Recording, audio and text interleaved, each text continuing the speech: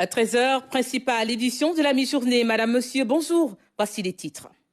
Excite la CREI, place au parquet financier. Notre pays va désormais se doter d'une juridiction spécialisée arrimée aux standards internationaux.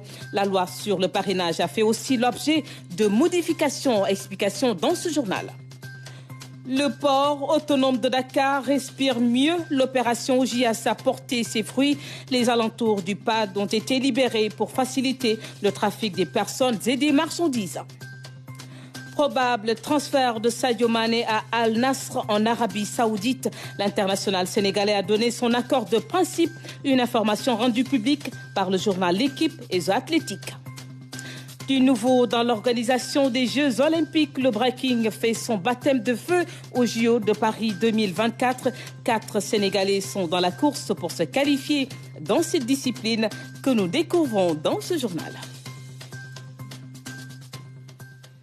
Bienvenue à tous. Après 4 ans de mission, l'ambassadeur de France fait ses adieux au Sénégal. Philippe Lalliot a été reçu hier par le chef de l'État.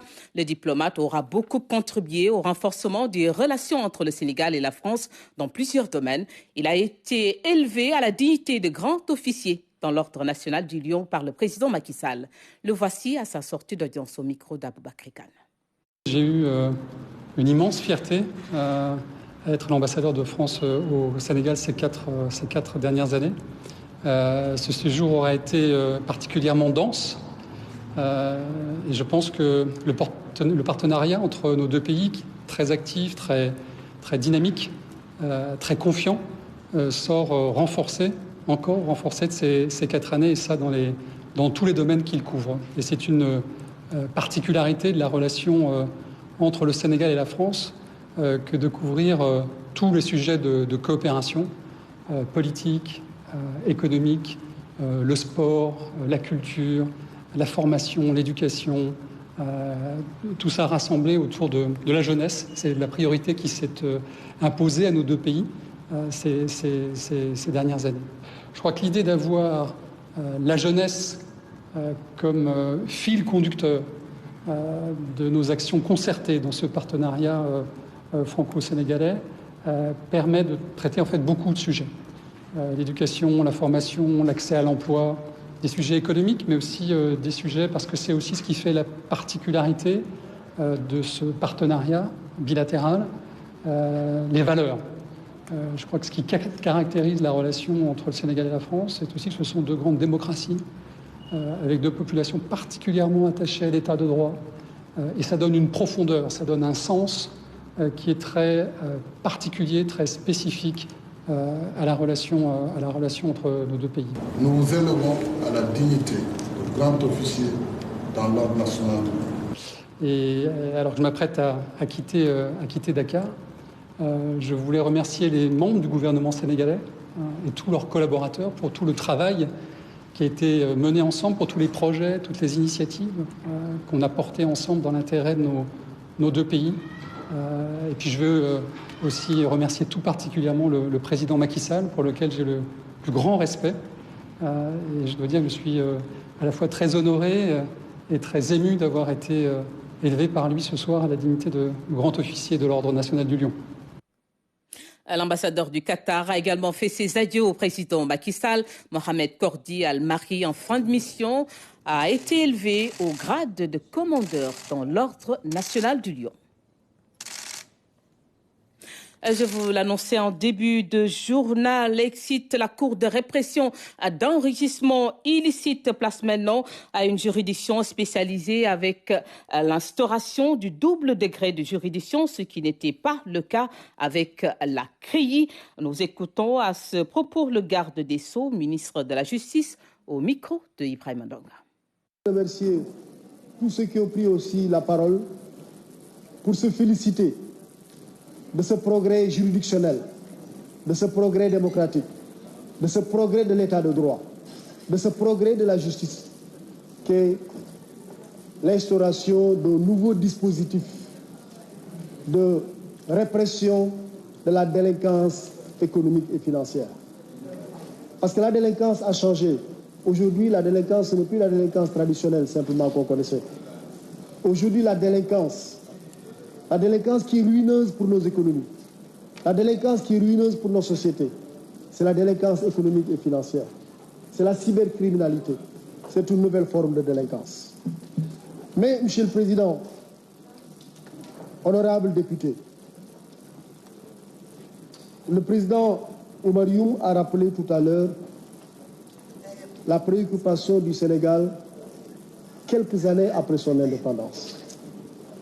Quelques années après son indépendance, lorsque le président Senghor a quitté le pouvoir, le nouveau président arrivé, l'honorable Barguet en a parlé, beaucoup en ont parlé, était animé par le souci de lutter contre l'enrichissement illicite.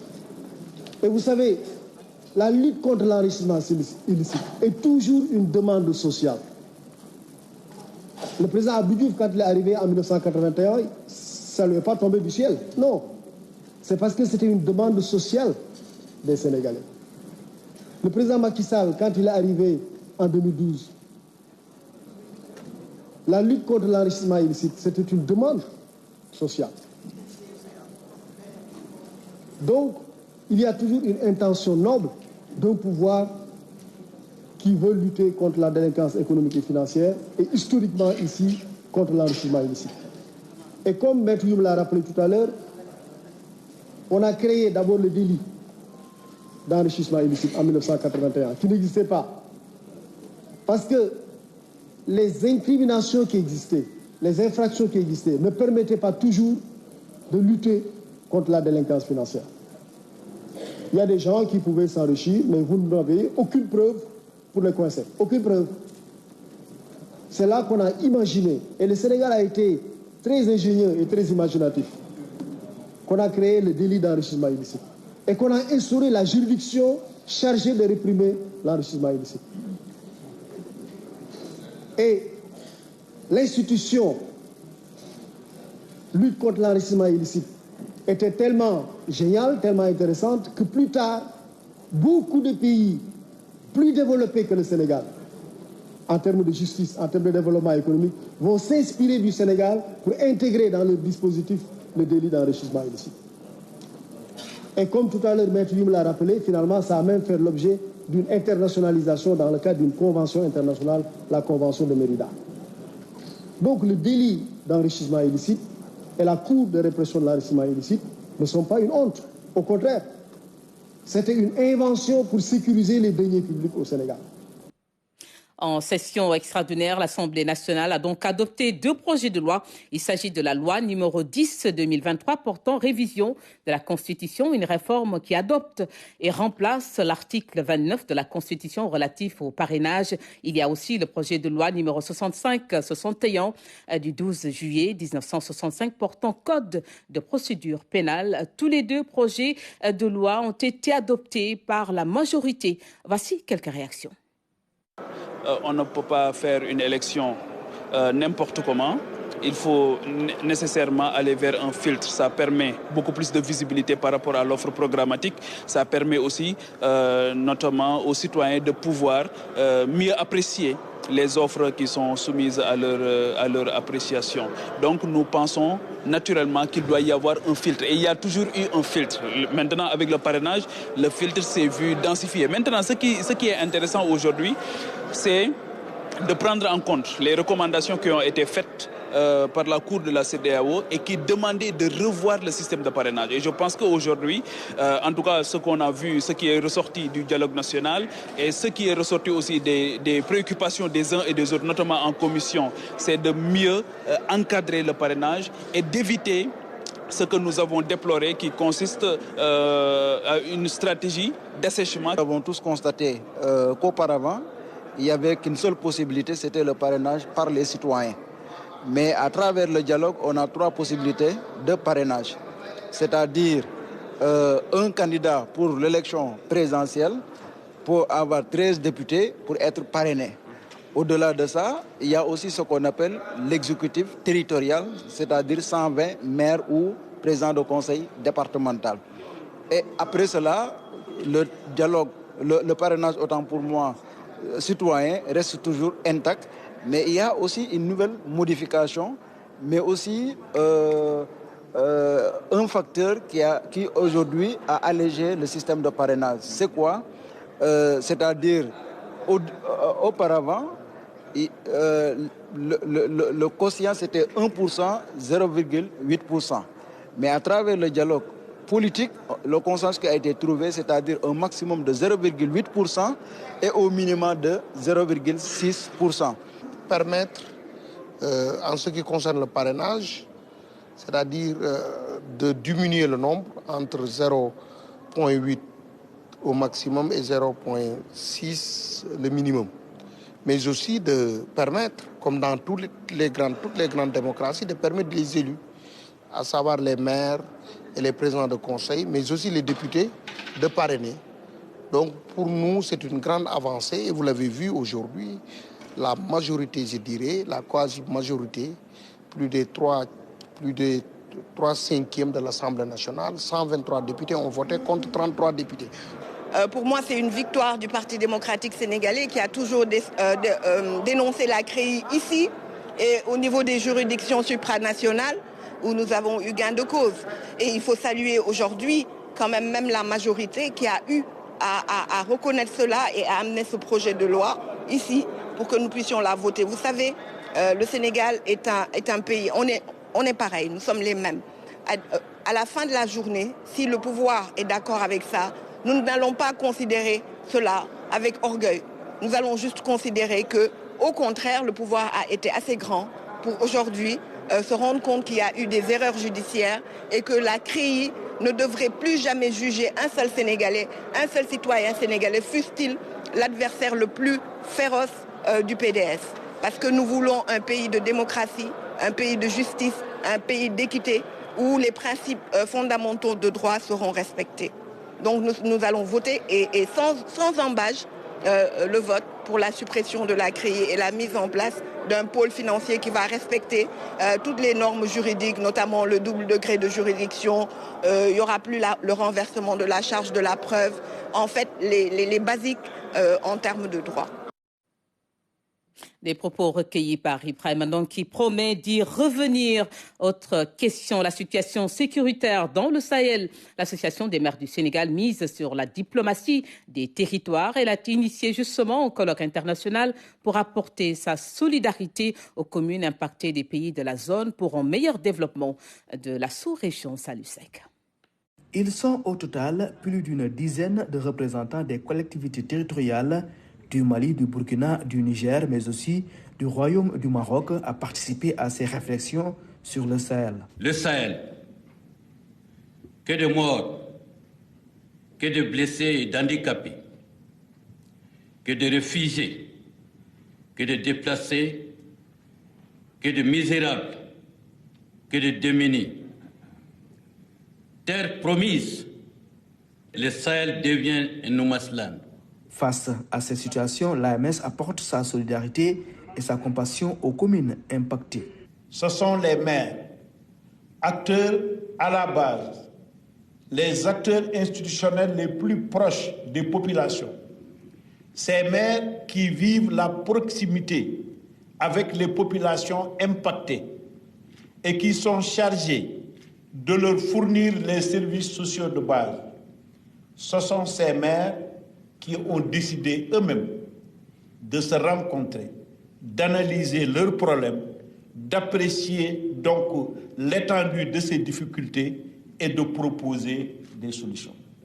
À travers cette initiative, vous venez de poser un acte majeur, inédit et original de haute portée humanitaire, de renforcement de la coopération transfrontalière locale et de diplomatie des territoires, de sensibilisation des autorités locales que nous sommes sur nos responsabilités pour plus de solidarité envers nos collègues élus locaux et les populations impactées par la crise séculaire dans notre espace sous-régional.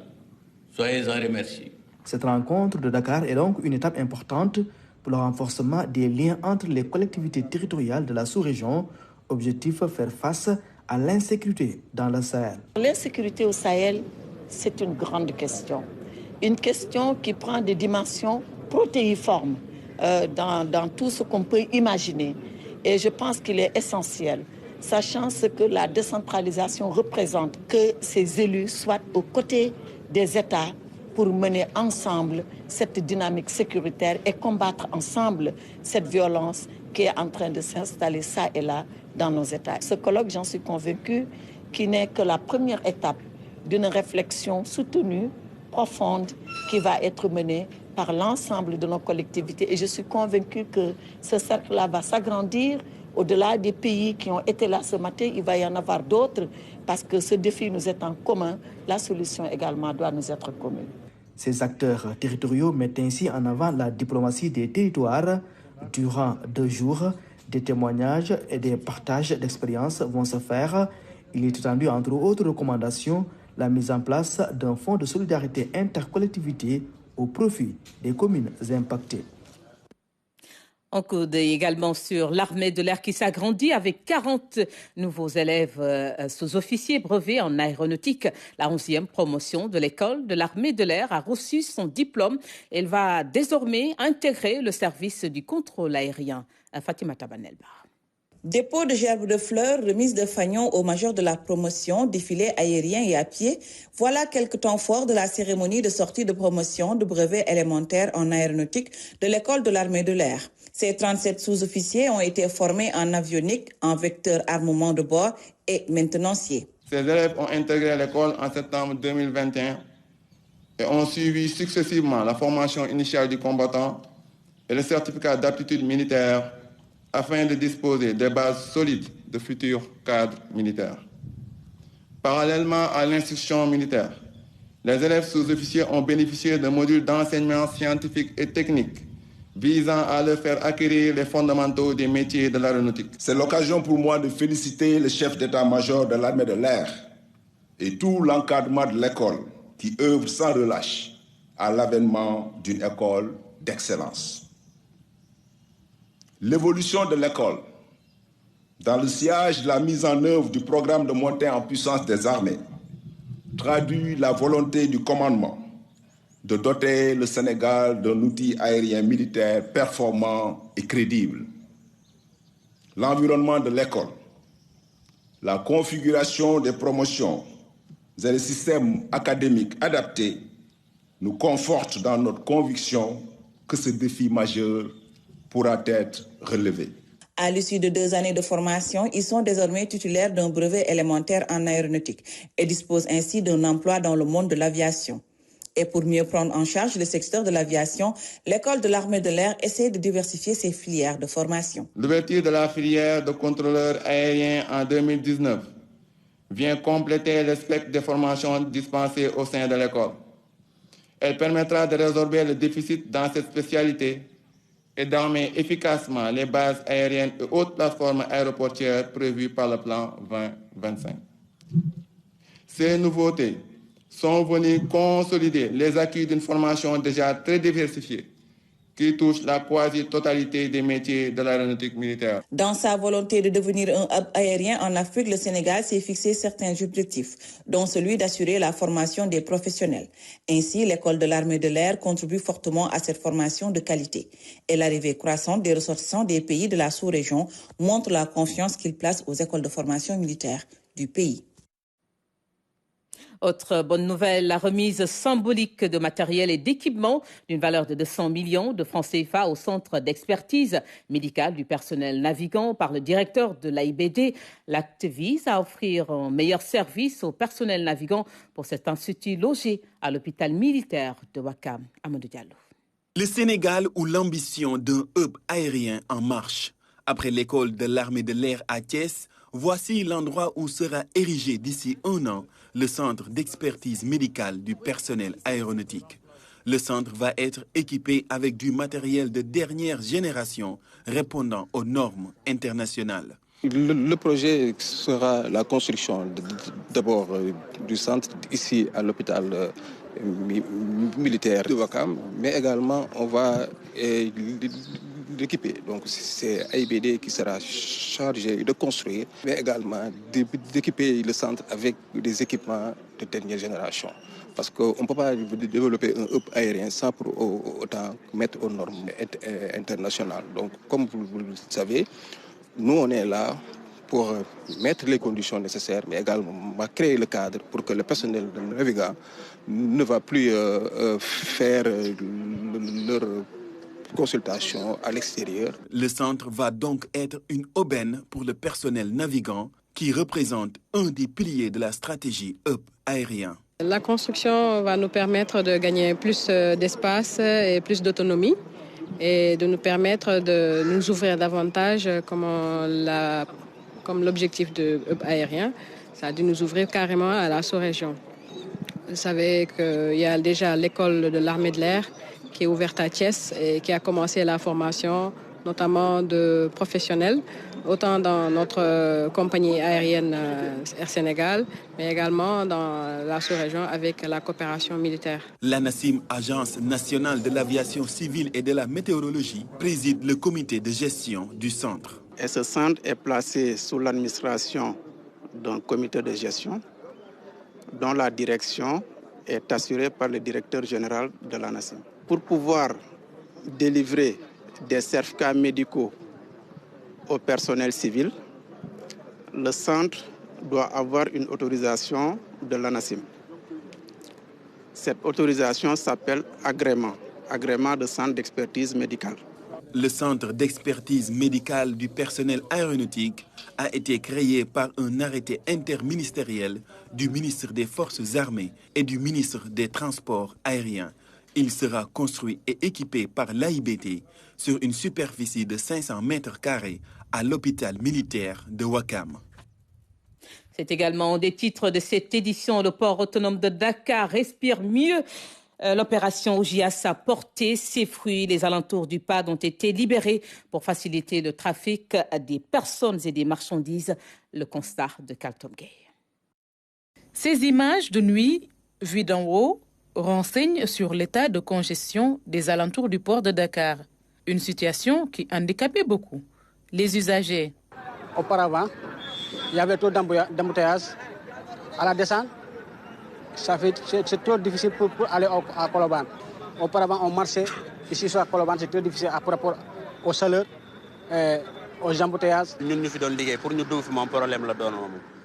Nous qui travaillons ici, nous avions énormément de difficultés. Avant, à cette heure, nous étions déjà chez nous. Vers 18h, c'était des embouteillages à n'en plus finir. On avait trouvé des raccourcis, mais cela n'a pas duré. Aujourd'hui, c'est un mauvais souvenir. Dans une vaste opération de désencombrement, épaves, stationnement abusif ou encore véhicules en panne ont disparu du décor. On a une visibilité totale. Maintenant, c'est une circulation normale. Voilà une fluidité qui va augmenter le chiffre d'affaires du port en termes de redevances portuaires. Une fluidité qui va augmenter aussi le chiffre d'affaires de l'ensemble des acteurs portuaires, de l'ensemble de l'écosystème portuaire. J'allais dire, notamment les manutentionnaires, notamment aussi tout ce qui est les transporteurs, les transitaires. Verront leur chiffre d'affaires augmenter parce que cette congestion terrestre constituait un goulot d'étranglement qui asphyxiait un peu quand même notre économie. Maintenant, nous rendons vraiment grâce à Dieu. On travaille sans problème, les clients sont là et les camions ne posent plus de soucis. Les appréciations sont unanimes. Tous saluent cette initiative du directeur général du port autonome de Dakar, mais ils veulent une continuité, des mesures. Je salue le travail effectué, mais il faudrait que le suivi soit fait, que les agents viennent tout le temps pour contrôler. C'est à continuer aussi. C'est pas on va aménager une semaine, 2 semaines et l'arrêter. C'est à continuer de jour au jour, plus encore. Parce que mes camions, ils sont partis au port à peu près 30 minutes. Ils sont déjà sortis. Donc, du coup, c'est à saluer. Le port bi J'ai vu que d'importantes mesures sont prises ici au port. Je trouve que si elles sont respectées, cela va arranger tout le monde, notamment mettre en contribution la police et veiller à la fluidité du trafic. Tout au long du boulevard, agents de la direction de l'exploitation du port et agents de la police veillent au grain. Ils travaillent en étroite collaboration pour que le suivi soit effectif. En rapport avec le préfet de Dakar, nous avons aujourd'hui les forces de défense et de sécurité, notamment la police nationale, qui effectue des rondes. Vous avez constaté vous-même les rondes qui sont effectuées par la police. Chaque 15 minutes, il y a des motards qui font une ronde le long de l'ensemble des axes que j'avais cités tout à l'heure, la rocade Fann Bel-Air, surtout pour vraiment décourager ceux qui veulent vraiment faire de la voie publique un stationnement. Le travail va se poursuivre dans les 2 mois à venir. Objectif, en finir définitivement avec la congestion terrestre sur les emprises du port autonome de Dakar. Et nous parlons de la mise en œuvre de la politique du contenu local dans le secteur des mines. Un atelier de partage s'est tenu à cet effet, une obligation pour les sociétés minières depuis l'adoption de la loi de 2022, nous dit Cher Pambagé. Conformément au secteur des hydrocarbures qui dispose d'une loi sur le contenu local depuis février 2019, le gouvernement du Sénégal a jugé indispensable et nécessaire, voire vital, de l'étendre dans le secteur minier. Le contenu local était juste facultatif, mais le 23 mai 2022, l'État du Sénégal en a fait une obligation avec l'adoption de la loi du 23 mai 2022. Aujourd'hui, avec les nouvelles directives de son Excellence, Monsieur le Président de la République, on est revenu à un dispositif législatif beaucoup plus contraignant. Désormais, le contenu local dans le secteur minier est une obligation pour les sociétés minières.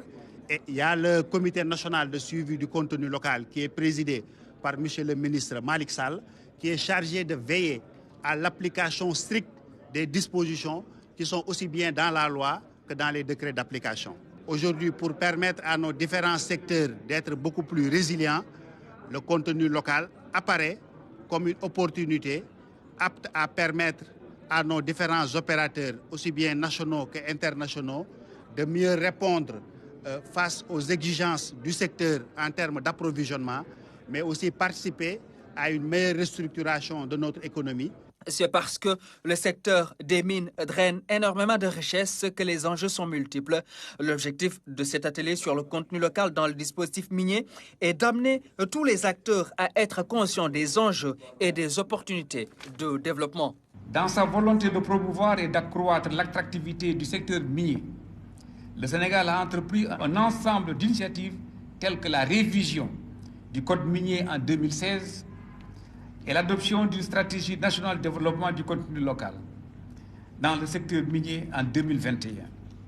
Au regard de cela, pour continuer à faire jouer à ce secteur pleinement son rôle dans le développement socio-économique du pays, il s'est imposé à l'État de renforcer le cadre juridique et institutionnel à même de prendre en charge les préoccupations en matière de contenu local.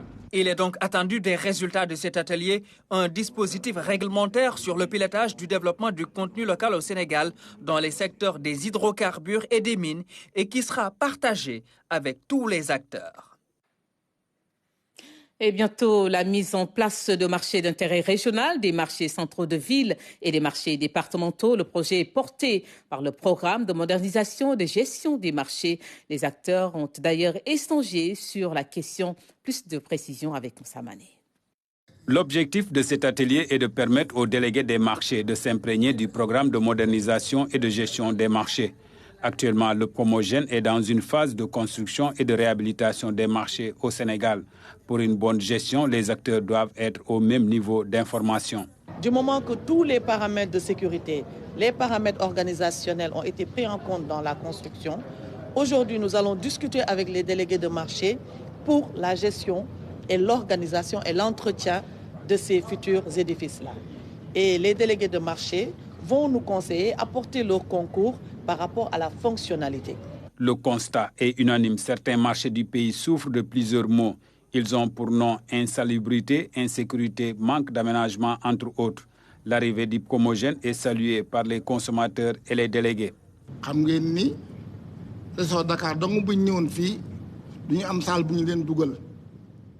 Nous avons tenu cet atelier avec les délégués des marchés du département de Dakar pour un meilleur partage des informations.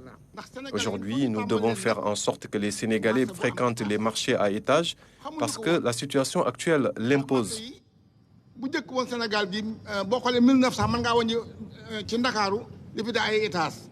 La modernisation d'un marché, dans la configuration même des locaux, de la distribution des locaux, est un élément extrêmement important pour préserver à la fois la santé des occupants, la sécurité des occupants, mais aussi pour rendre agréable, disons, la démarche d'aller au marché. Rendre agréable ces lieux de rencontre et de commerce, c'est tout le sens d'Hipcomogène. Ainsi, plusieurs types de marchés seront construits, des édifices modernes qui intègrent toutes les commodités.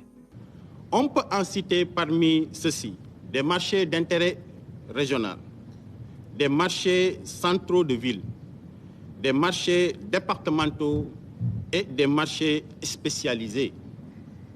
En effet, le programme s'est fondé sur un schéma cohérent, basé sur l'importance des marchés, leur capacité de polarisation, mais surtout sur des aspects relatifs à la sécurité, à l'hygiène et au confort de tous les acteurs en toutes circonstances. Les responsables d'Hipcomogène comptent encore sur les avis et les recommandations des différents acteurs des marchés pour une organisation et une gestion meilleure des marchés modernes. Nous en arrivons à la page des sports. Football, demi-finale de la Coupe du Sénégal. Le stade d'Ibrahima Boye de Guédiawaye suspendu jusqu'à nouvel ordre par le comité d'urgence de la Fédération sénégalaise de football. Une décision qui fait suite à la demi-finale de la Coupe du Sénégal de mercredi. La rencontre Guédiawaye Football Club Jaraaf a été interrompue à la 121e minute. Les supporters de GFC ont envahi la pelouse quand l'arbitre a accordé un pénalty au Jaraaf en fin de partie. Allons à présent à la découverte du breaking. C'est une nouvelle discipline olympique qui fera son baptême de feu au JO de Paris 2024 au Sénégal. 4 athlètes breakers sont dans la course aux qualifications pour ces Jeux. D'autres se préparent pour ceux de la francophonie prévus à Kinshasa en RDC du 28 juillet au 6 août prochain. Ibrahima Mboup a assisté à la séance d'entraînement de l'équipe nationale de breaking. Reportage tout de suite. Bienvenue dans l'univers du breaking, un concentré de talent et d'inspiration. Il faut aussi une bonne condition physique pour pratiquer cette nouvelle discipline olympique née des cultures urbaines. Le plus difficile, c'est d'avoir l'harmonie. Combiner l'aspect sportif, c'est-à-dire les acrobaties, les techniques, et l'aspect purement artistique, l'originalité, la créativité, les cadres émotionnels, faire sortir de l'histoire ou bien l'imaginaire, faire voyager les gens à travers ta danse, c'est ce qui est plus difficile. Ces breakers ou breaking boys sont des athlètes d'un genre nouveau. Leur palette est très fournie. Des acrobaties, des figures dessinées avec tout le corps. Un exercice d'équilibrisme de toute beauté. Le comité international olympique est tout simplement tombé sous le charme du breaking.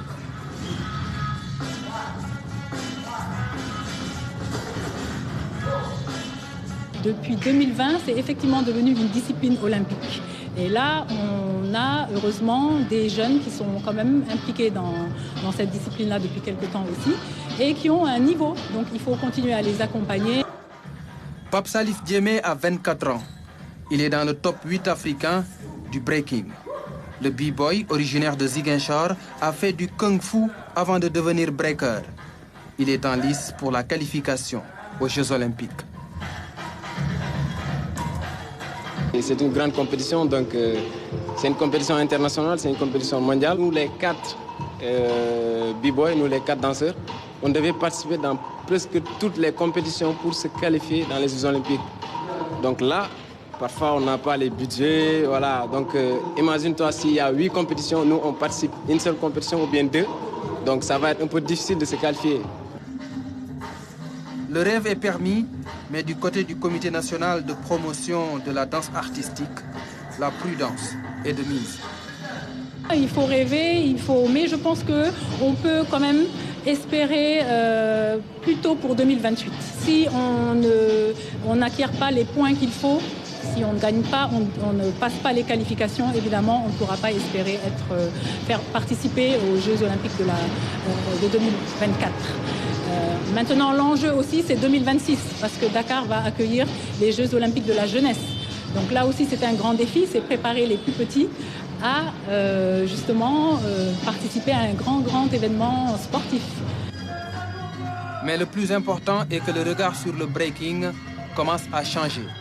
Les pratiquants participent à beaucoup de compétitions internationales et ont des opportunités à saisir.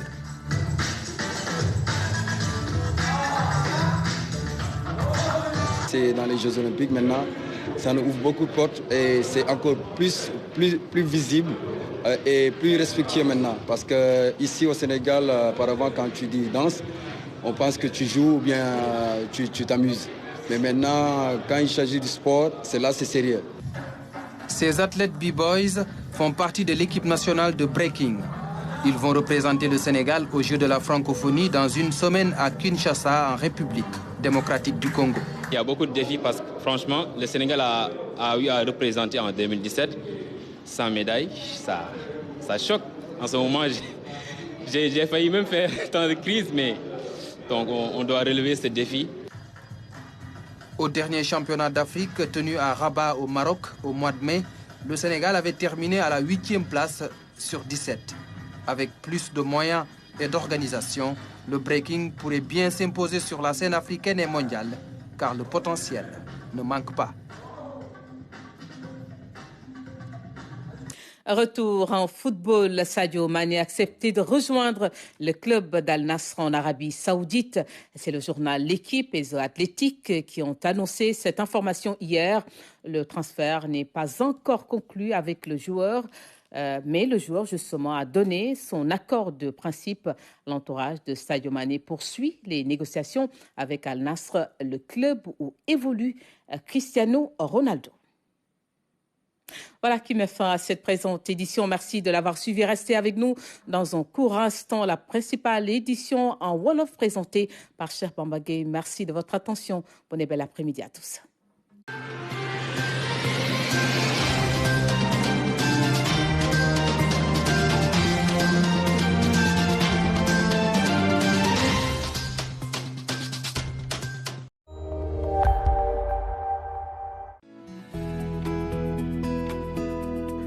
Assalamu alaikum wa rahmatullah.